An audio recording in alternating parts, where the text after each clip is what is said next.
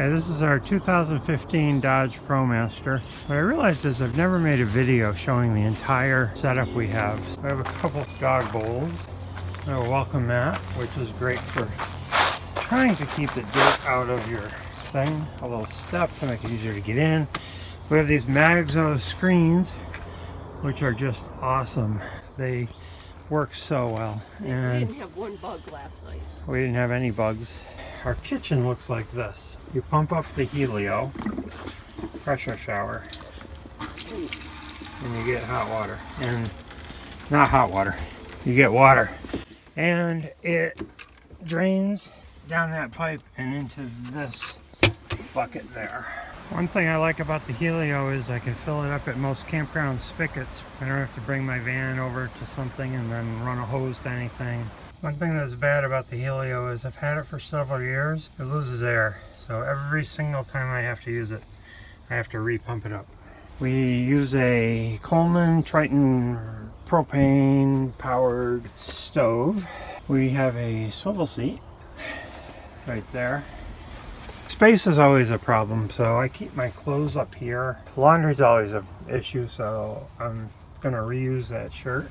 We hang stuff up on all these things, and I'm hesitant to finish over the whole thing because that's so handy.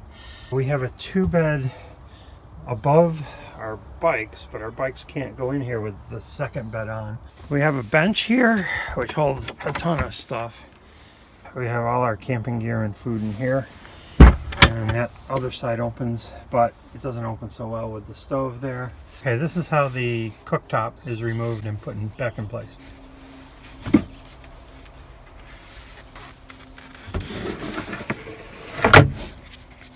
Make it not rattle around.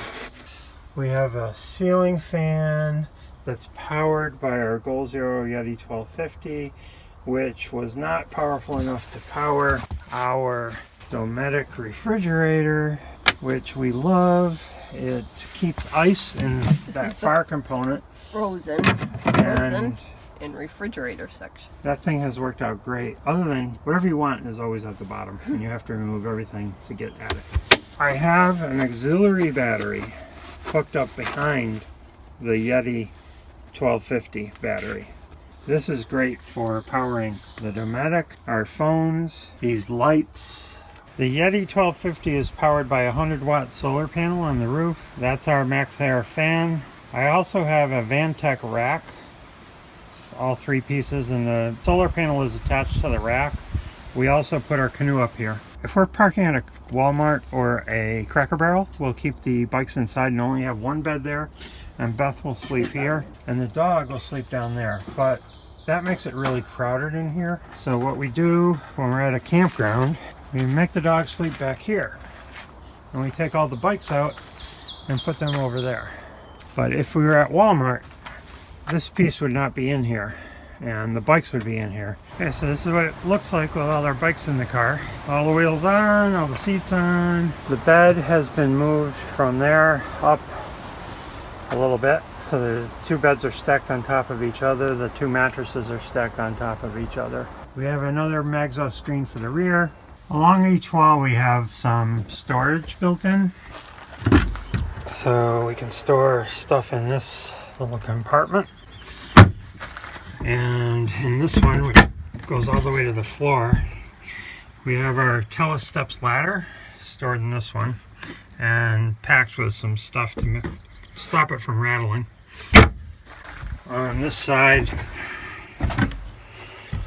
I don't have much, few tools for doing trail work, and some pads and stuff in there, but they're hard to access with the bed on there.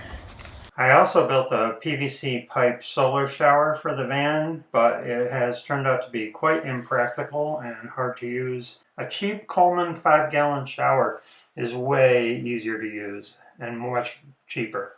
We have some windows from Motion Windows which open and